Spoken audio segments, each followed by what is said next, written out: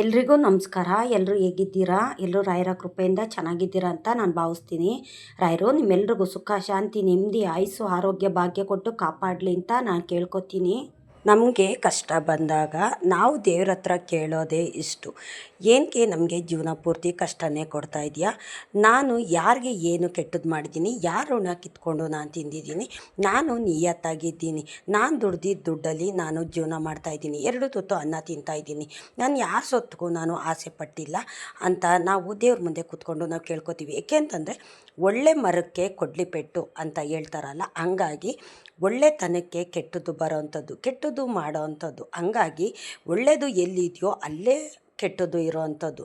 ಏಕೆಂತಂದರೆ ನಾವು ದೇವ್ರನ್ನ ಎಷ್ಟು ನಂಬ್ತೀವೋ ಅಷ್ಟು ದೇವ್ರುಗಳು ನಮಗೆ ಕಷ್ಟ ಕೊಡ್ತಿರ್ತಾರೆ. ಏಕೆಂತಂದರೆ ನಾವು ಒಂದನ್ನು ಅರ್ಥ ಮಾಡ್ಕೋಬೇಕು, ದೇವರು ನಮಗೆ ಕಷ್ಟ ಕೊಡುವಾಗಾದರೂ ನಮ್ಮ ಕಡೆ ತಿರುಗಿ ನೋಡ್ತಾ ಇರ್ತಾರಲ್ಲ, ದೇವ್ರ ದೃಷ್ಟಿ ನಮ್ಮ ಮೇಲೆ ಇರುತ್ತಲ್ಲ. ಆದರೆ ದೇವರು ಕಷ್ಟ ಕೊಟ್ಟರು ನಮ್ಮನ್ನ ಕೆಳಗಡೆ ಬೀಳೋ ತಕ್ಕ ಬಿಡೋದಿಲ್ಲ. ತುಂಬ ಕಷ್ಟ ಬರೋದನ್ನ ದೇವರು ಸಹ ಸಹಿಸ್ಕೊಳ್ಳೋದಿಲ್ಲ, ಆದರೆ ಪರೀಕ್ಷೆ ಮಾಡ್ತಾರೆ. ಇವ್ರಿಗೆ ಈ ಕಷ್ಟ ಕೊಟ್ಟರೆ ತಡ್ಕೋತಾರ, ಎಷ್ಟು ಕಷ್ಟ ಕೊಟ್ಟರೆ ತಡ್ಕೋತಾರೆ, ಎಷ್ಟು ನೋವು ಕೊಟ್ಟರೆ ಇವರು ತಡ್ಕೋತಾರೆ ಅಂತ ದೇವ್ರುಗಳು ಪರೀಕ್ಷೆ ಮಾಡೋದಕ್ಕೋಸ್ಕರನೇ ನಮಗೆ ಕಷ್ಟ ಕೊಡೋ ಅಂಥದ್ದು. ಈಗ ಸತ್ಯ ಹರಿಶ್ಚಂದ್ರ ಆಗಿರ್ಬೋದು, ಇಲ್ಲ ಬೇರೆ ದೇವತೆಗಳಾಗಿರ್ಬೋದು, ಎಲ್ರಿಗೂ ಸಹ ಕಷ್ಟ ಅನ್ನೋದು ಇದ್ದೇ ಇರುತ್ತೆ. ಏಕೆ ಅಂತಂದರೆ ದೇವತೆಗಳಿಗೆ ಕಷ್ಟ ಇದೆ ಅಂತ ಅಂದಮೇಲೆ ಮತ್ತು ನರಮನುಷ್ಯರು ನಮಗೆ ಇರೋದಿಲ್ವಾ? ಹೌದು, ಖಂಡಿತ ಇರುತ್ತೆ. ಏಕೆಂತಂದರೆ ದೇವತೆಗಳಿಗೆ ದೇವ್ರುಗಳು ಕಷ್ಟ ಕೊಟ್ಟು ನೋಡ್ತಾರೆ, ಇವರು ತಡ್ಕೋತಾರ, ಎಷ್ಟು ಶಕ್ತಿ ಇದೆ, ಎಷ್ಟು ದೇವ್ರ ಮೇಲೆ ಭಕ್ತಿ ಇದೆ, ನಾನು ಕಷ್ಟ ಕೊಟ್ಟಾಗ ನನ್ನನ್ನು ಎಷ್ಟು ನಂಬ್ತಾರೆ, ನಾನು ಸುಖ ಕೊಟ್ಟಾಗ ನನ್ನನ್ನು ಎಷ್ಟು ನಂಬ್ತಾರೆ ಅಂತನೂ ಸಹ ದೇವ್ರುಗಳು ಪರೀಕ್ಷೆ ಮಾಡ್ತಾರೆ. ಹಂಗಾಗಿ ಎಲ್ರಿಗೂ ಸಹ ಮೊದಲಾಗಿ ಕಷ್ಟ ಕೊಡೋದು, ಕಷ್ಟ ಕೊಟ್ಟ ನಂತರನೇ ನಾವು ಆ ಕಷ್ಟದಲ್ಲಿ ಪಾಸ್ ಆದ್ರೇ ನಮಗೆ ಅನುಗ್ರಹ ಮಾಡೋವಂಥದ್ದು ದೇವ್ರುಗಳು. ನಾವು ಇಷ್ಟನ್ನು ನಾವು ಅರ್ಥ ಮಾಡ್ಕೊಳ್ಳಲ್ಲ. ಏಕೆ ಅಂತಂದರೆ ನಮ್ಮ ಕಷ್ಟದ ಪರಿಸ್ಥಿತಿ ಆ ಥರ ಇರುತ್ತೆ. ಕಷ್ಟನೇ ಬರ್ತಿರುತ್ತಲ್ಲ, ಆವಾಗ ನಾವು ದೇವ್ರುಗಳ್ನೂ ಸಹ ಬೈಕೋತೀವಿ. ದೇವರೇ, ನಾನು ಎಷ್ಟು ದೇವ್ರ ಪೂಜೆ ಮಾಡ್ತೀನಿ, ಎಷ್ಟು ದೇವ್ರನ್ನ ನಂಬ್ತೀನಿ, ನಾನು ಉಪವಾಸ ವ್ರತ ಮಾಡ್ತೀನಿ ನಾನು, ಆದರೆ ನನಗೆ ಯಾಕೆ ನೀನು ಕಷ್ಟ ಕೊಡ್ತಾ ಇದೆಯಾ? ನೀನು ಕೆಲವರು ದೇವ್ರ ಪೂಜೆ ಮಾಡೋದಿಲ್ಲ, ಒಂದು ದೇವಸ್ಥಾನಕ್ಕೆ ಹೋಗೋದಿಲ್ಲ, ಒಂದು ಉಪವಾಸ ವ್ರತನೂ ಮಾಡೋದಿಲ್ಲ, ಕೆಲವರಂತೂ ವಾರಕ್ಕೊಂದು ದಿನ ಸ್ನಾನ ಮಾಡ್ತಾರೆ. ನಾವು ಡೈಲಿ ಸ್ನಾನ ಮಾಡಿ, ಡೈಲಿ ನಿನಗೆ ತುಪ್ಪದ ದೀಪ ಆಗಿರ್ಬೋದು, ಇಲ್ಲ ಎಣ್ಣೆ ಬಿಟ್ಟು ಏನೋ 2 ಊದ್ಗಡ್ಡಿ ಹಚ್ಚಿನಾದರೂ ನಿನಗೆ ನಾವು ಪೂಜೆ ಸೇವೆ ಅಂತ ಮಾಡ್ತೀವಲ್ಲ, ಮತ್ತು ಏನಕ್ಕೆ ನಮಗೆ ನೀನು ಕಷ್ಟ ಕೊಡ್ತೀಯ ಅಂತ ನಾವು ಕೇಳ್ತೀವಿ. ಹೌದು, ಕಷ್ಟ ಬಂದಾಗ ನಾವು ದೇವ್ರ ಮುಂದೆ ಕೂತ್ಕೊಂಡು ಇದೇ ತಾನೇ ನಾವು ಕೇಳೋದು. ಆದರೆ ಸುಖ ಬಂದಾಗ ನಾವು ಈ ರೀತಿ ಕೇಳ್ತೀವ? ಖಂಡಿತ ಕೇಳೋದಿಲ್ಲ. ಸುಖ ಬಂದಾಗ ನಾವು ಆ ಸುಖನ ಅನುಭವಿಸ್ತಾ ಇರ್ತೀವಿ ನಾವು. ಆವಾಗ ದೇವ್ರನ್ನೂ ಸಹ ನಾವು ಮರ್ತು ಬಿಡ್ತೀವಿ. ಯಾವ ದೇವರು ಅನುಗ್ರಹ ಮಾಡಿದ್ದಾರೆ, ಯಾವ ಕಡೆಯಿಂದ ನಮ್ಗೆ ಒಳ್ಳೆಯದಾಗಿದೆ, ಮತ್ತು ಕೆಲವು ಟೈಮಲ್ಲೂ ಸಹ ನಮಗೆ ಯಾರಾದರೂ ಸಹಾಯ ಮಾಡಿ ಅಂಥವ್ರನ್ನೂ ನಾವು ಮರ್ತು ಬಿಡ್ತೀವಿ. ಆ ಟೈಮಲ್ಲಿ ಯಾರೂ ಸಹ ನೆನಪಾಗೋದಿಲ್ಲ. ಕೆಲವರು ಈ ಥರ ಮಾಡ್ತಾರೆ, ಕಷ್ಟಕ್ಕೆ ಯಾರು ಸಹಾಯ ಮಾಡಿರ್ತಾರೋ ಅವ್ರನ್ನ ನಾವು ಕಡೆಗಾಲ ತಕ್ಕನೂ ನೆನೆಸ್ಕೋಬೇಕು. ಇದು ಸತ್ಯವಾದಂಥ ಕಾಲ ಆಗಿರೋದ್ರಿಂದ ಸತ್ಯಕ್ಕೆ ಜಯ ಆಗುತ್ತೆ. ಆದರೆ ನಾವು ಅದನ್ನೆಲ್ಲ ಮರೆತು ನಾವು ಮುನ್ನಡೀತು ಅಂತಂದರೆ ನಮಗೆ ಇದು ಎಲ್ಲ ತಿರುಗಿಸಿ ಭಗವಂತ ಉತ್ತರ ಕೊಡ್ತಾನೆ. ಏಕೆಂತಂದರೆ ನಾವು ಮರೆತು ಇದನ್ನೆಲ್ಲ ನಾವು ಯೋಚನೆ ಮಾಡ್ದಿರ ನಮಗೆ ಒಳ್ಳೇದು ಮಾಡಿರೋರನ್ನ ಮರ್ತು ಬಿಡೋದು, ಅವರಿಂದ ಆಗಿರೋ ಸಹಾಯನೂ ಮರ್ತು ಬಿಡೋದು, ದೇವರಿಂದ ಆಗಿರೋ ಸಹಾಯನೂ ಮರ್ತು ಬಿಡೋದು, ದೇವ್ರನ್ನೇ ಮರ್ತು ಬಿಡೋದು, ದೇವ್ರ ಪೂಜೆ ಮಾಡೋದನ್ನೇ ಮರ್ತು ಬಿಡೋದು. ಏಕೆಂತಂದರೆ ಕಷ್ಟ ಬಂದಾಗ ನಾವು ದೇವ್ರನ್ನ ಸಹಾಯ ಮಾಡಿರೋ ಮನುಷ್ಯರನ್ನ ನಾವು ಮರ್ತು ಬಿಡೋ ಅಂಥದ್ರಿಂದ ನಮಗೆ ತಿರ್ಕೊಂಡು ಅದೇ ಕಷ್ಟ ಕೊಡ್ತಾನೆ ಭಗವಂತ. ನಿನಗೆ ಸಹಾಯ ಮಾಡಿದ್ದಂಥವ್ರನ್ನ, ಅಂದರೆ ನಿನ್ಗೆ ಯಾರು ಸಹಾಯ ಮಾಡಿದ್ರು, ಇಲ್ಲ ದೇವ್ರುಗಳಾಗಿರ್ಬೋದು, ಇಲ್ಲ ಮನುಷ್ಯರಾಗಿರ್ಬೋದು, ಯಾವುದೋ ಒಂದು ರೀತಿ ಸಹಾಯ ಮಾಡಿರ್ತಾರಲ್ಲ, ಮನುಷ್ಯರಾದ್ರೂ ದೇವರು ರೂಪದಲ್ಲೇ ಬಂದು ಸಹಾಯ ಮಾಡೋ ಅಂಥದ್ದು. ಅವ್ರನ್ನ ಯಾವತ್ತಿಗೂ ಅಷ್ಟೇ ಮರಿಬಾರ್ದು. ನೀನು ಅದನ್ನು ಮರೆತು ನೀನು ಮುಂದುವರಿತಾ ಇದೆಯಲ್ಲ, ನಿನಗೆ ಇನ್ನೂ ಕಷ್ಟನೇ ನಾನು ಕೊಡ್ತೀನಿ ಅಂತ ದೇವ್ರುಗಳು ಅವಾಗ ನಮಗೆ ತಿರ್ಕೊಂಡು ಆ ಕಷ್ಟ ಕೊಡೋ ಅಂಥದ್ದು. ಅದಕ್ಕೆ ಹೇಳೋದು, ಕಷ್ಟಕ್ಕಾದವನೇ ನೆಂಟ ಅಂತ. ಅವ್ರಿಗೆ ಯಾರಾದರೂ ಆಗಿರಲಿ, ಎಂಥವರೇ ಆಗಿರಲಿ, ನಾವು ನಮ್ಮ ಶತ್ರುಗಳಾಗಿರಲಿ, ಆದರೆ ನಮ್ಮ ಕಷ್ಟಕ್ಕಾದವ್ರನ್ನ ನಾವು ಯಾವತ್ತೂ ಅಷ್ಟೇ ಮರೆಯೋದಕ್ಕೆ ಹೋಗಬಾರ್ದು.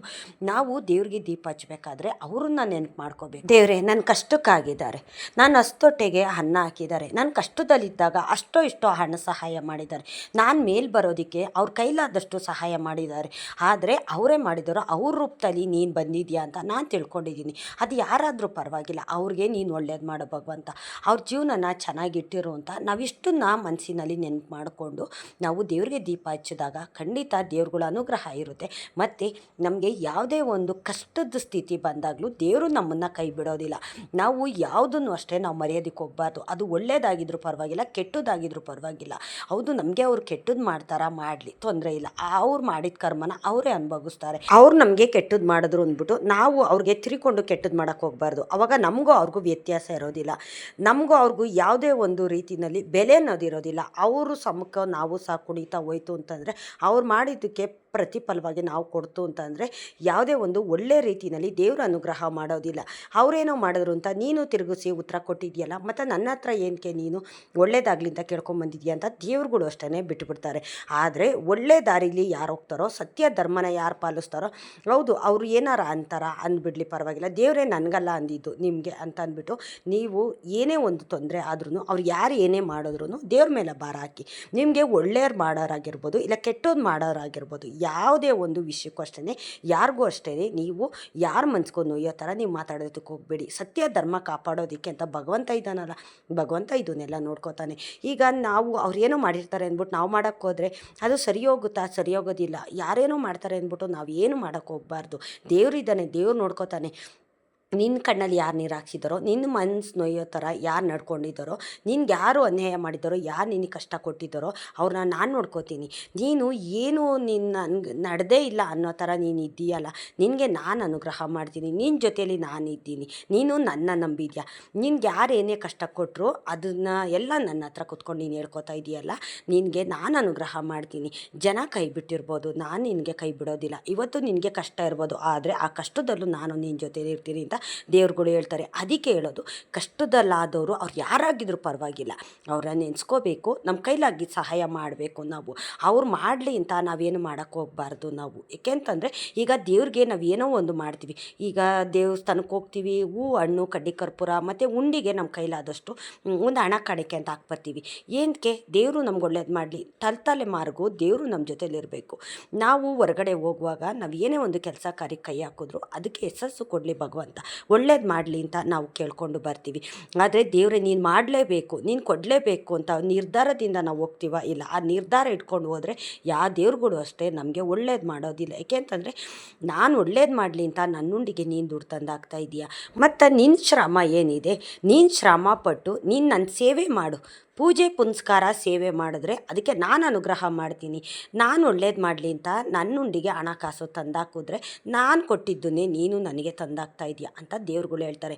ದೇವ್ರುಗಳು ನಮ್ಮಿಂದ ಏನೊಂದು ನಿರೀಕ್ಷೆ ಮಾಡೋದಿಲ್ಲ. ನೀನು ಅದು ಕೊಡು, ಇದು ಕೊಡು, ಚಿನ್ನ ಬೆಳ್ಳಿ ಹಣಕಾಸು ತಂದು ನನ್ನ ಉಂಡಿಗೆ ಹಾಕು ಅಂತ ದೇವ್ರುಗಳು ಕೇಳೋದಿಲ್ಲ. ದೇವ್ರು ಕೇಳೋದೇನು ಒಂದು ಭಕ್ತಿ, ಒಳ್ಳೆ ಮನಸ್ಸು. ನಾವು ಮಾಡೋ ಕೆಲಸ, ನಾವು ಏನೇ ಒಂದು ಕೆಲಸ ಮಾಡಿದರೂ ಅದು ಒಳ್ಳೆ ದಾರಿನಲ್ಲಿರಬೇಕು, ಒಳ್ಳೆ ಕೆಲಸ ಆಗಿರಬೇಕು. ಆವಾಗ ದೇವ್ರುಗಳು ನಮ್ಮ ಜೊತೆಯಲ್ಲಿರ್ತಾರೆ. ಏಕೆಂತಂದರೆ ನಾವು ಮಾಡೋ ಕೆಲಸದಲ್ಲಿ ಭಗವಂತ ಇರ್ತಾನಂತೆ. ಇದು ದೊಡ್ಡವ್ರು ಹೇಳೋವಂಥ ಮಾತು. ದೇವರು ಸಹ ಸೂಚನೆ ಕೊಡ್ತಾರೆ, ನಾವು ಮಾಡೋ ಕೆಲಸದಲ್ಲಿ ಭಗವಂತನ ನೋಡಬೇಕು ಅಂತ. ಸುಮಾರು ಜನ ದೇವ್ರ ಪೂಜೆ ಮಾಡೋದಿಲ್ಲ, ದೇವಸ್ಥಾನಕ್ಕೆ ಹೋಗೋದಿಲ್ಲ, ಆದರೆ ಅವರಲ್ಲಿ ಕೆಟ್ಟತನ ಇರೋದಿಲ್ಲ, ಕೆಟ್ಟದ್ದು ಮಾಡೋದಿಲ್ಲ, ಕೆಟ್ಟ ಮಾತು ಸಹ ಯಾರಿಗೂ ಮಾತಾಡೋದಿಲ್ಲ. ಅವ್ರ ಕೈಲಿದ್ದಷ್ಟು ದಾನನ ಯಾರಿಗಾದ್ರೂ ಮಾಡ್ತಾರೆ. ಇಲ್ಲ ಅಂತಂದರೆ ಅವರು ಯಾರ ಬಗ್ಗೆನೂ ಮಾತಾಡೋಕ್ಕೆ ಹೋಗೋದಿಲ್ಲ, ಯಾರಿಗೂ ಕೆಟ್ಟದ್ದು ಮಾಡೋಕ್ಕೆ ಹೋಗೋದಿಲ್ಲ. ಇಷ್ಟು ನಾವು ಅರ್ಥ ಮಾಡ್ಕೋಬೇಕು. ಒಳ್ಳೇದು ಮಾಡೋಕ್ಕಾದರೆ ಮಾಡಬೇಕು, ಮಾಡುವಂಥ ಶಕ್ತಿ ನಮಗಿಲ್ಲ ಅಂದಮೇಲೆ ಕೆಟ್ಟದ್ದು ಮಾಡೋ ಅಷ್ಟು ಹಕ್ಕು ನಮಗಿಲ್ಲ ಅಲ್ವಾ? ಇದು ದೇವ್ರುಗಳು ಸೂಚನೆ ಆಗಿದೆ. ಆದರೆ ಮನುಷ್ಯರು ನಾವು ಇದನ್ನೆಲ್ಲ ಮರ್ತು ಬಿಡ್ತೀವಿ. ನಾವು ಹಿಂದೆ ಏನು ನಡೆದಿದೆ, ಪುರಾತನ ಕಾಲದಲ್ಲಿ ದೇವತೆಗಳು ಹಿರಿಕರಾಗಿರ್ಬೋದು ಇದನ್ನೆಲ್ಲ ನಮಗೆ ತಿಳಿಸ್ಕೊಟ್ಟಿದ್ದಾರೆ. ಅದನ್ನೆಲ್ಲ ನಾವು ಮರೀತಾ ಹೋಗ್ತಾ ಇದ್ದೀವಿ. ಈ ನಮ್ಮ ಜನ್ರೇಷನ್ಗೆ ಈ ಥರ ಇದೆ. ಇನ್ನು ನಮ್ಮ ಮಕ್ಕಳ ಜನ್ರೇಷನ್ಗೆ ಹೋದ್ರಂತೂ ದೇವ್ರುಗಳೇ ಇರೋದಿಲ್ವೇನೋ, ದೇವಸ್ಥಾನನೇ ಇರೋದಿಲ್ವೇನೋ, ಆ ಥರ ಜನ ನಡ್ಕೋತಿದ್ದಾರೆ ಅಲ್ವಾ? ಇದು ಸತ್ಯನ ಸುಳ್ಳ ಅಂತ ನನಗೆ ಕಮೆಂಟ್ ಮಾಡಿ ಹೇಳಿ. ಏಕೆ ಅಂತಂದರೆ ದೇವರು ಅಂತಂದ್ರೇ ಇವಾಗ ಯಾರು ಅಷ್ಟೇ ಅಷ್ಟೊಂದು ನಂಬಿಕೆಯಿಂದ ಯಾರು ಕೇಳೋದಿಲ್ಲ. ದೇವಸ್ಥಾನಕ್ಕೆ ಹೋಗಿ ನಾನು ಹೊರಗಡೆ ಓಡಾಡೋದ್ರಿಂದ ಜನಸಂಪರ್ಕ ಇರೋದ್ರಿಂದ ದೇವ್ರುಗಳ್ನ ಜಾಸ್ತಿ ನಂಬೋದಿಲ್ಲ. ಬೆರಳೆ ಎಣಿಕೆಯಲ್ಲಿ ಅಷ್ಟೇ ದೇವ್ರನ್ನ ನಂಬೋದು, ದೇವ್ರ ಪೂಜೆ ಮಾಡೋದು. ಸುಮಾರು ಜನ ಅವ್ರ ಕಷ್ಟ ಹೇಳ್ಕೊತಾರೆ. ನಾನು ಜೀವನ ಪೂರ್ತಿ ಕಷ್ಟನೇ ಅನುಭವಿಸ್ತಾ ಇದ್ದೀನಿ, ನಾನು ಮೇಲೆ ಬರೋದಕ್ಕೆ ಆಗ್ತಿಲ್ಲ. ಇಷ್ಟು ವರ್ಷ ಆಯಿತು ನಾವು ಜೀವನ ಕಟ್ಕೊಂಡು ದುಡಿಯೋದಕ್ಕೆ ಸ್ಟಾರ್ಟ್ ಮಾಡಿ, ಆದರೆ 10 ರೂಪಾಯಿನೂ ಸಹ ನಾವು ಉಳ್ಸೋಕ್ಕಾಗ್ತಿಲ್ಲ. ಏನೊಂದು ಒಳ್ಳೆಯದಾಗಲಿ ಕೆಟ್ಟ ಕಾರ್ಯ ಆಗಲಿ ಯಾವುದೂ ಅಷ್ಟೇ ಮಾಡೋದಕ್ಕಾಗ್ತಿಲ್ಲ ಅಂತ ಹೇಳ್ತಾರೆ. ಆದರೆ ಅವರು ಮಾಡೋಂಥ ತಪ್ಪುಗಳು ಏನು ಅಂತಂದರೆ ದೇವರು ನಂಬೋದಿಲ್ಲ, ದೇವಸ್ಥಾನಕ್ಕೆ ಹೋಗೋದಿಲ್ಲ, ಮನೆಯಲ್ಲಿ ಒಂದು ಪೂಜೆ ಪುನಸ್ಕಾರ ಮಾಡೋದಿಲ್ಲ. ಈಗ ಮದುವೆ ಆಗದಿರೋ ಹೆಣ್ಮಕ್ಳು ಮಾಡಲಿಲ್ಲ ಅಂದರೆ ಅವ್ರ ತಂದೆ ತಾಯಿಗಳು ಮಾಡ್ಕೋತಾರೆ. ಆದರೆ ಮದುವೆ ಆದಂಥ ಹೆಣ್ಮಕ್ಳು, ಪ್ರತಿಯೊಬ್ಬ ಹೆಣ್ಮಕ್ಳು ಅವಳು ಗೃಹಿಣಿ ಅಂತಂದಮೇಲೆ ಇದನ್ನೆಲ್ಲ ಪಾಲಿಸಲೇಬೇಕು. ಆ ಹೆಣ್ಮಗಳೇ ಮನೆಗೆ ಪೂಜೆ ಮಾಡಿಲ್ಲ ಅಂತಂದಮೇಲೆ ವಂಶ ಹೇಗೆ ಬೆಳೆಯುತ್ತೆ, ಮನೆ ಏಳಿಗೆ ಹೇಗಾಗುತ್ತೆ, ಮತ್ತು ನೀವು ಕಷ್ಟಪಟ್ಟಿದ್ದಕ್ಕೆ ಫಲ ಭಗವಂತ ಹೇಗೆ ಕೊಡ್ತಾನೆ? ನೀವು ಹೇಳ್ತೀರಾ ನಮ್ಮ ಹಣೆ ಬರದಲ್ಲಿ ಏನು ಬರೆದಿದೆಯೋ ಅದೇ ಆಗುತ್ತೆ, ನಾವು ಈ ಥರ ಇರಬೇಕು ಅಂತ ದೇವ್ರ ಇಚ್ಛೆಯಾಗಿದ್ರೆ ಇದೇ ಆಗುತ್ತೆ ಅಂತ. ಏಕೆಂತಂದರೆ ಎಲ್ಲ ತಪ್ಪು ನಾವು ದೇವ್ರ ಮೇಲೆ ವಹಿಸೋದಕ್ಕೆ ಹೋಗಬಾರ್ದು. ದೇವರಲ್ಲ ಕಾರಣ, ನಾವು ಮಾಡೋವಂಥ ತಪ್ಪುಗಳೇ ಕಾರಣ. ಇದನ್ನೆಲ್ಲ ನಾವು ದೇವ್ರನ್ನ ಎಷ್ಟು ನಂಬ್ತೀವೋ, ಎಷ್ಟು ಪೂಜೆ ಪುನಸ್ಕಾರ ವ್ರತ ಅಂತ ನಾವು ಮಾಡ್ತೀವೋ ಅಷ್ಟು ದೇವ್ರು ಅನುಗ್ರಹ ಮಾಡ್ತಾರೆ.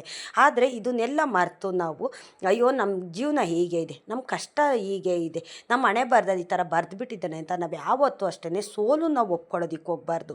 ಸೋಲು ಏನಕ್ಕೆ ನಾವು ಒಪ್ಕೋಬೇಕು? ದೇವರು ಇದನ್ನೆಲ್ಲ ಸೂಚನೆ ಕೊಟ್ಟಿದ್ದಾರಲ್ಲ, ಮತ್ತು ದೇವರು ದೇವಸ್ಥಾನ ಎಲ್ಲ ಏನಕ್ಕೆ ಅಲ್ವಾ? ದೇವರು ನಮ್ಗೆ ಒಳ್ಳೇದು ಮಾಡೋದಕ್ಕೇ ನಾವು ದೇವಸ್ಥಾನಕ್ಕೆ ಹೋಗೋದು, ಒಂದು ಪೂಜೆ ವ್ರತ ಮಾಡೋದು. ಸುಮಾರು ಜನ ನನಗೂ ಸಹ ಹೇಳ್ತಾರೆ, ನೀನು ಈ ಥರ ಎಲ್ಲ ಪೂಜೆ ಮಾಡ್ತೀಯಾ, ಇಷ್ಟೊಂದು ಉಪವಾಸ ಮಾಡ್ತೀಯಾ, ವ್ರತ ಮಾಡ್ತೀಯಾ, ಏನಕ್ಕೆ ಇಷ್ಟೊಂದು ನೀನು ರಿಸ್ಕ್ ತೊಗೋತೀಯ, ತುಂಬ ಸ್ಟ್ರೆಸ್ ತೊಗೋತೀಯ, ಆರೋಗ್ಯ ಕೆಟ್ಟರೆ ಆವಾಗ ಯಾರೂ ಸಹ ಬರೋದಿಲ್ಲ, ನೀನು ಇದೆಲ್ಲ ಜಾಸ್ತಿ ಮಾಡೋದಕ್ಕೆ ಹೋಗಬೇಡ, ಎಷ್ಟು ಮಾಡಬೇಕು ಅಷ್ಟು ಮಾಡೋ ಅಂತ. ಏಕೆಂದರೆ ನಾನು ಯಾರ ಮಾತು ಸಹ ಕೇಳೋದಿಲ್ಲ. ದೇವರು ಹೇಗೆ ಸೂಚನೆ ಕೊಡ್ತಾರೋ ನನ್ನ ಮನಸ್ಸಿನಲ್ಲಿ ದೇವರು ಹೇಗೆ ಮಾಡಿದ್ರೆ ಒಳ್ಳೆಯದಾಗುತ್ತೆ ಅಂತ ನನಗೆ ಮನಸ್ಸು ಬರುತ್ತೋ ಅದೇ ರೀತಿ ನಾನು ಮಾಡೋವಂಥದ್ದು. 1000 ಜನ ನನಗೆ ಯಾವುದೋ ಒಂದು ರೀತಿಯಲ್ಲಿ ಹೇಳಿದ್ರು ಅದು ನಾನು ಮಾಡೋಕ್ಕೆ ಹೋಗೋದಿಲ್ಲ. ನನಗೆ ಒಳ್ಳೇದು ಅನ್ಸಿದ್ರು ಮಾತ್ರ ನಾನು ಅದು ಮಾಡೋದು. ದೇವ್ರ ಪೂಜೆ ಮಾಡೋದು ತಪ್ಪ, ನಾವು ದೇವ್ರಿಗೆ ಉಪವಾಸ ವ್ರತ ಮಾಡೋದು ತಪ್ಪ, ಬ್ರಾಹ್ಮಿ ಮುಹೂರ್ತದಲ್ಲಿ ಪೂಜೆ ಮಾಡೋದು ತಪ್ಪ. ಸುಮಾರು ಜನ ಹೇಳ್ತಾರೆ, ಏನಕ್ಕೆ ಅಷ್ಟೊತ್ತಿಗೆ ಎದ್ದೊಳ್ತೀಯ, 4, 4:15 ಮತ್ತು 3 ಗಂಟೆ ಇಷ್ಟೊತ್ತಿಗೆಲ್ಲ ಏನಕ್ಕೆ ಎದ್ದು ಪೂಜೆ ಮಾಡ್ತೀಯ, ಬೆಳಗ್ಗೆನೇ ಪೂಜೆ ಮಾಡ್ಬೋದಲ್ಲ ಅಂತ ಹೇಳ್ತಾರೆ. ಇಲ್ಲ, ಅದು ನನಗೆ ಸಮಾಧಾನ ಕೊಡೋದಿಲ್ಲ. ನನಗೆ ಬೆಳಗ್ಗೆ 5:45, 6 ಗಂಟೆ ಒಳಗಡೆ ಪರವಾಗಿಲ್ಲ, 6:15 ಆದರೂ ಅದರೊಳಗಡೆ ಪೂಜೆ ಮಾಡಿಲ್ಲ ಅಂದರೆ ನನಗೆ ಸಮಾಧಾನ ಆಗೋದಿಲ್ಲ. ನನಗೆ ಸೂರ್ಯ ಉದಯ ಆದಮೇಲೆ ಪೂಜೆ ಮಾಡಿದ್ರು ಒಂದೇ, ಮಾಡಿಲ್ಲ ಅಂದರೂ ಒಂದೇ. ಅದು ಎಷ್ಟೇ ನಾನು ಚೆನ್ನಾಗಿ ಪೂಜೆ ಮಾಡಿದ್ರು ಅದು ನನಗೆ ಪೂಜೆ ಮಾಡಿದ್ದೀನಿ ಅಂತ ನನಗೆ ಅನಿಸೋದಿಲ್ಲ. ನನಗೆ ಕತ್ಲಿರಬೇಕು, ಸೂರ್ಯ ಉದಯ ಆಗೋದ್ರ ಒಳಗಡೆ ನನ್ನ ಮನೆಯಲ್ಲಿ ದೀಪ ಉರಿತಾ ಇರಬೇಕು, ಆವಾಗ ನನಗೆ ಮನಸ್ಸಿಗೆ ಸಮಾಧಾನ ಆಗುತ್ತೆ. ನಾನು ಹಿಂದೆ ಸುಮಾರು ಕಷ್ಟ ಅನುಭವಿಸಿದ್ದೀನಿ. ನನ್ನ ಸ್ಥಿತಿ ಈ ಥರ ಇರಲಿಲ್ಲ. ಏಕೆ ಅಂತಂದರೆ 18-20 ವರ್ಷದ ಹಿಂದೆಗಡೆ ನನಗಿದ್ದಿದ್ದಂಥ ಕಷ್ಟ ಇವತ್ತು ನನ್ನ ಹತ್ರ ಇಲ್ಲ ಅಂತಂದರೆ ನಾನು ಮಾಡಿದ್ದಂಥ ಪೂಜೆಗೆ ಫಲ ಭಗವಂತ ಕೊಟ್ಟಿದ್ದಾನೆ. ನಾನು ಒಂದು ಕೆಲಸಕ್ಕೆ ಕೈ ಇಕ್ಕಿದ್ರೆ ಅದಕ್ಕೆ ಭಗವಂತ 100ರಷ್ಟು ಕೊಟ್ಟಿದ್ದಾನೆ, ಕೊಡ್ತಾನೂ ಇದ್ದಾನೆ. ನನ್ನ ತಂದೆ ರಾಯರು ನನ್ನ ಮನೆ ದೇವರು. ಹಾಗಾಗಿ ನಾನು ದೇವ್ರುಗಳ್ನೇ ಜಾಸ್ತಿ ನಂಬೋದಂಥದ್ದು. ನಾನು ನಾನು ನಂಬ್ತೀನಿ, ನಂಬಲ್ಲ ಅಂತಲ್ಲ. ಆದರೆ ಜನ ಹೇಳೋ ಮಾತು ಕೆಲವರು ಒಬ್ಬೊಬ್ಬರು ಒಂದೊಂದು ಥರ ಮಾತು ಹೇಳ್ತಾರೆ. ಅದನ್ನು ನಾನು ಯಾವುದು ಅಷ್ಟೇ ಕಿವಿ ಮೇಲೆ ಹಾಕ್ಕೊಳ್ಳೋದಿಲ್ಲ. ದೇವರು ನನ್ನ ಮನಸ್ಸಿನಲ್ಲಿ ಇದ್ದು ಹೇಗೆ ಸೂಚನೆ ಕೊಡ್ತಾರೋ, ನನಗೆ ಜ್ಞಾನ ಯಾವ ಕಡೆ ಹರಿಸುತ್ತೋ ಅದೇ ಕೆಲಸನೇ ನಾನು ಮಾಡೋವಂಥದ್ದು. ಜನ 100 ಥರ 100 ಮಾತಾಡಲಿ, ನಾನು ತಲೆ ಕೆಡಿಸ್ಕೊಳ್ಳೋದಿಲ್ಲ. ದೇವರು ಸೂಚನೆ ತೋರಿಸ್ದಂಗೆ ನಾನು ಮಾಡೋವಂಥದ್ದು. ನನಗೇನು ಒಳ್ಳೆಯದು ಸರಿ ಅನಿಸುತ್ತೋ ಅದನ್ನು ನಾನು ಮಾಡ್ತಾ ಹೋಗ್ತೀನಿ. ಕೆಲವರು ದೇವ್ರ ಪೂಜೆ ಮಾಡೋದಿಲ್ಲ, ದೇವಸ್ಥಾನಕ್ಕೂ ನಾವು ಹೋಗೋದಿಲ್ಲ, ಇದೆಲ್ಲ ನಮ್ಮ ಹಣೆ ಬರದಲ್ಲೇ ಬರೆದುಬಿಟ್ಟಿದೆ, ನಮ್ಮ ಜೀವನ ಹೀಗೆ ಅಂತ ಕೆಲವರು ಹೇಳ್ತಾರೆ. ಇಲ್ಲ, ದೇವರು ಬರೆದಿಲ್ಲ ನಮ್ಮ ಹಣೆ ಬರನ, ನಮ್ಮ ಹಣೆ ಬರ ನಾವೇ ಬರ್ಕೋತಾ ಇದ್ದೀವಿ. ಏಕೆ ಅಂತಂದರೆ ನೀವು ದೇವ್ರ ಪೂಜೆ ಮಾಡಿ, ದೇವರು ನಂಬಿ ದೇವಸ್ಥಾನಕ್ಕೆ ಹೋಗಿ, ರಾಯರು ಗುರುವಾರ ಮಾಡಿ ರಾಯರು ಮಠಕ್ಕೆ ಹೋಗಿ ನೀವು ಶ್ರದ್ಧೆ ಭಕ್ತಿಯಿಂದ ಸ್ವಲ್ಪ ನೀವು ಶ್ರಮ ಪಡಬೇಕು. ನಮ್ಮ ದೇಹಕ್ಕೆ ದಣಿವನ್ನೋದು ಕೊಡಬೇಕು, ಕಷ್ಟ ಕೊಡಬೇಕು. ನಾವು ದೇಹನ ದಣಿಸ್ಲೇಬೇಕು, ಮನಸ್ಸನ್ನು ದಣಿಸ್ಬೇಕು, ದೇಹನೂ ದಣಿಸ್ಬೇಕು. ಆವಾಗಲೇ ನಮಗೆ ಒಳ್ಳೆಯದಾಗೋವಂಥದ್ದು. ನಮಗೆ ಕಷ್ಟ ಆಗಬಾರ್ದು, ಕೈ ಕಾಲಿಗೆ ಕೆಲಸ ಕೊಡಬಾರ್ದು, ದೇಹ ದಂಡಿಸ್ಬಾರ್ದು, ನಿದ್ದೆ ಮಾಡಬೇಕು ನಾನು ಅಂತ ಈ ಥರ ಇದ್ದಂಥವ್ರಿಗೆ ಯಾರಿಗೂ ಅಷ್ಟೇ ಒಳ್ಳೇದನ್ನೋದಾಗೋದಿಲ್ಲ. ಏಕೆಂತಂದರೆ ನಾವು ನಿದ್ದೆ ಯಾವಾಗ ಬೇಕಿದ್ರೂ ಮಾಡ್ಬೋದು. ನಾವು ದೇಹ ದಂಡಿಸ್ಬೇಕು, ದೇವ್ರಿಗೆ ಅಂತ ನಾವು ದೇಹ ದಂಡಿಸ್ಬೇಕು. 15 ಒಂದ್ಸತಿ ಉಪವಾಸ ಮಾಡಬೇಕು, ವ್ರತ ಮಾಡಬೇಕು, ದೇವಸ್ಥಾನಕ್ಕೆ ಹೋಗಬೇಕು, ದೇವ್ರನ್ನ ನಂಬಬೇಕು. ಸತ್ಯ ಧರ್ಮ ಅನ್ನೋ ದಾರಿನಲ್ಲಿ ನಡೀತು ಅಂತಂದರೆ ಆ ಮನುಷ್ಯ ಯಾವುದೇ ಕಾರಣಕ್ಕೂ ಸೋಲೋದಿಲ್ಲ, ಮತ್ತು ಸೋಲೋದಕ್ಕೆ ಭಗವಂತ ಬಿಡೋದಿಲ್ಲ. ಯಾವುದಾದ್ರು ಒಂದು ರೀತಿಯಲ್ಲಿ ಭಗವಂತ ಕೈ ಹಿಡ್ದೇ ಹಿಡಿತಾನೆ, ಕೆಳಗಡೆ ಅಂತೂ ಬಿಡೋದಿಲ್ಲ. ನೀವು ಒಂದು ಮೆಟ್ಲು ಹತ್ತುತ್ತಾ ಹೋಯ್ತು ಅಂತಂದರೆ ಭಗವಂತನೇ ಕೈ ಹಿಡಿದು ಮೇಲೆ ಹತ್ತಿಸ್ತಾ ಹೋಗ್ತಾನೆ. ಇದು 100ಕ್ಕೆ 100ರಷ್ಟು ಸತ್ಯ. ನನ್ನ ಜೀವನದಲ್ಲಿ ನಡೆದಂಥ ಸಿಹಿ ಘಟನೆ, ಕಹಿ ಘಟನೆ ಎಲ್ಲವನ್ನೂ ಸಹ ನಾನು ನಿಮ್ಮ ಜೊತೆ ಹಂಚ್ಕೊಂಡಿದ್ದೀನಿ. 18-19 ವರ್ಷದ ವರ್ಷದ ಹಿಂದಗಡೆ ಇದ್ದಂಥ ಕಷ್ಟ, ಅವತ್ತು ಪಟ್ಟಂಥ ನೋವಾಗಿರ್ಬೋದು, ನನ್ನ ಸ್ಥಿತಿ ಆಗಿರ್ಬೋದು, ಇವತ್ತು ನನ್ನ ಜೊತೆಲಿಲ್ಲ. ಇವತ್ತು ನಾನು 4 ಜನಕ್ಕೆ ಸಹಾಯ ಮಾಡೋವಂಥ ಅನುಗ್ರಹ ಮಾಡಿದ್ದಾನೆ ಭಗವಂತ. ಅವತ್ತು ನಾನು 4 ಜನದ ಎದುರುಗಡೆ ಕೈ ಚಾಚಿ ನಾನು ತುತ್ತು ಅನ್ನಕ್ಕೋಸ್ಕರ ಬೇಡ್ಬಿಟ್ಟಿದ್ದೀನಿ ನಾನು. ಅವತ್ತು ನನ್ನ ಹೊಟ್ಟೆಗೆ ಯಾರು ಒಂದು ತುತ್ತು ಅನ್ನ ಹಾಕಿಲ್ಲ. ಅನ್ನ ಹಾಕೋ ಬದಲು ನನಗೆ ಚುಚ್ಚಿ ಚುಚ್ಚಿ ಮಾತಾಡಿದ್ದಾರೆ, ನನ್ನ ಈಣಾಡಿಸಿದ್ದಾರೆ, ನನ್ನ ಅವ್ರ ಕಾಲು ಕಸ ಮಾಡ್ಕೊಂಡಿದ್ದಾರೆ, ನನ್ನನ್ನು ಅವ್ರ ಮನೆ ಹಾಳು ಮಾಡಿಕೊಂಡ್ರು. ಆ ಥರ ಎಲ್ಲ ನನ್ನನ್ನು ಬೆಳೆಸ್ಕೊಂಡು ನನ್ನಿಂದ ಏನು ಸಹಾಯ ಬೇಕೋ ಅದನ್ನು ತೊಗೊಂಡ್ರು ಅವರು. ಆದರೆ ನಾನು ಕಷ್ಟದಲ್ಲಿದ್ದಾಗ ನನಗೆ ಯಾರು ಸಹಾಯ ಮಾಡಲಿಲ್ಲ. ಅವತ್ತೇ ನಾನು ನಿರ್ಧಾರ ಮಾಡಿದೆ, ಜನ ನಂಬೋದ್ರ ಬದಲು ನಾನು ದೇವರು ನಂಬಬೇಕು. ದೇವ್ರು ನಂಬದೇ ಇರೋದಕ್ಕೆ ನಾನು ದೇವ್ರಿಗೆ ಕಷ್ಟ ಕೊಡ್ತಿದ್ದಾನೆ. ದೇವರು ನಂಬಬೇಕು, ದೇವಸ್ಥಾನಕ್ಕೆ ಹೋಗಬೇಕು, ನಾನು ಪೂಜೆ ವ್ರತ ಮಾಡಬೇಕು, ನಂತರ ದೇವರೇ ಅನುಗ್ರಹ ಮಾಡ್ತಾರೆ ಅಂತ ನಾನು ಅವಾಗ ತಿಳ್ಕೊಂಡು ನಾನು ದೇವಸ್ಥಾನಕ್ಕೆ ಹೋಗೋದು, ದೇವ್ರ ಪೂಜೆ ಮಾಡೋದು, ಒಂದು ಕಲ್ಲು ಸಿಕ್ಕಿದ್ರು ಸಹ ಆ ಕಲ್ಲಿಗೆ ಕೈ ಮುಗಿಯೋದು, ಅಡ್ಡು ಬೀಳೋದು, ಈ ಥರ ಮಾಡಿದೆ ನಾನು. ದೇವರು ನನ್ನನ್ನು ಎಷ್ಟು ನಂಬುದ್ನೋ ಅಷ್ಟು ದೇವ್ರು ನನಗೆ ಅನುಗ್ರಹ ಮಾಡಿದರು. ನಾನು 19 ವರ್ಷದ ಹಿಂದೆಗಡೆ ನನ್ನ ಹತ್ರ ಏನಿರಲಿಲ್ಲ, ಅದಕ್ಕೆ 1000 ಪಟ್ಟಷ್ಟು ಭಗವಂತ ನನಗಿವತ್ತು ಕೊಟ್ಟಿದ್ದಾನೆ. ಇದು ನಾನು ಹೆಮ್ಮೆಯಿಂದ ಹೇಳ್ಕೊತೀನಿ. ಏಕೆಂತಂದರೆ ನಾನು ಯಾರ ತಲೆನೂ ಹೊಡೆದಿಲ್ಲ, ಯಾರ್ದು ಕಿತ್ಕೊಂಡಿಲ್ಲ, ದೇವರು ನನಗೆ ಕೊಟ್ಟಿದ್ದಾನೆ. ನಾನು ದೇವ್ರ ಹತ್ರ ಭಿಕ್ಷೆ ಬೇಡದೆ, ನಾನು ದೇವ್ರನ್ನ ಕೇಳಿದ್ದೆ ಇಷ್ಟು. ಇವತ್ತು ನನ್ನ ಹತ್ರ ಏನೂ ಇಲ್ಲ ಅಂತ ಎಲ್ಲರೂ ನನ್ನ ಕಸ ಮಾಡ್ಕೊಂಡಿದ್ದಾರೆ, ನನ್ನ ಈಣಾಡಿಸ್ತಿದ್ದಾರೆ. ನನಗೆ ಒಂದು ತುತ್ತು ಅನ್ನನೂ ಕೊಡೋದಕ್ಕೂ ನಾನು ಯೋಗ್ಯಳಲ್ಲ ಅಂತ ನನ್ನ ಚುಚ್ಚಿ ಚುಚ್ಚಿ ಅಂತಿದ್ದಾರೆ.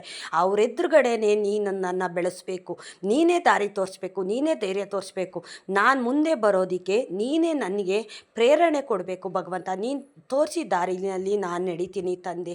ನಾನು ಇನ್ನೂ ನಂಬ್ತೀನಿ ಭಗವಂತ. ಆದರೆ ನಾನು ಕೈ ಬಿಡಬೇಡ ಅಂತ ನಾನು ದೇವ್ರನ್ನ ಅವತ್ತು ದೇವ್ರ ಪಾದ ಹಿಡ್ದಿದ್ದಂಥದ್ದು. ನನ್ನ ಯಾರು ಆಡ್ಕೊಂಡು ನಕ್ಕಿದ್ರೋ, ನನಗೊಂದು ತುತ್ತು ಅನ್ನ ಕೊಡ್ದಿರೋ ಹಾಗೆ ಅವ್ರ ಮನೆ ಹಾಳು ಮಾಡಿಕೊಂಡ್ರು ನನ್ನನ್ನು. ಅವರೆದುರುಗಡೆನೇ ಭಗವಂತ ನನ್ನನ್ನು ಹಂತವಾಗಿ ಬೆಳೆಸ್ತಾ ಇಷ್ಟು ಬೇಗ ನನ್ನ ಜೀವನ ಬದಲಾಯ್ತಾ, ನಾನು ಇಷ್ಟು ಬೇಗ ಬೆಳೆದ್ನ ಅಂತ ನನಗೆ ನಂಬೋಕ್ಕಾಗೋದಿಲ್ಲ. ನನಗಲ್ಲ, ನನ್ನ ನೋಡಿದ್ದಂಥ ಜನನೇ ನಂಬೋದಿಲ್ಲ. ಇಷ್ಟು ಬೇಗ ಹೇಗೆ ನೀನು ಮೇಲೆ ಬಂದೆ, ಇಷ್ಟು ಬೇಗ ಹೇಗೆ ನೀನು ಉದ್ಧಾರ ಆದೆ, ನೀನು ಇದ್ದ ಸ್ಥಿತಿ ಹೆಂಗಿತ್ತು ಅವತ್ತು, ಇವತ್ತು ಎಷ್ಟು ಚೆನ್ನಾಗಿ ನೀನು ಇದೆಯಾ. ಇವತ್ತೇ ನೀನು 100 ಜನಕ್ಕೆ ಅನ್ನ ಹಾಕೋಷ್ಟು ಶಕ್ತಿ ಭಗವಂತ ನೀನು ಕೊಟ್ಟಿದ್ದಾನೆ.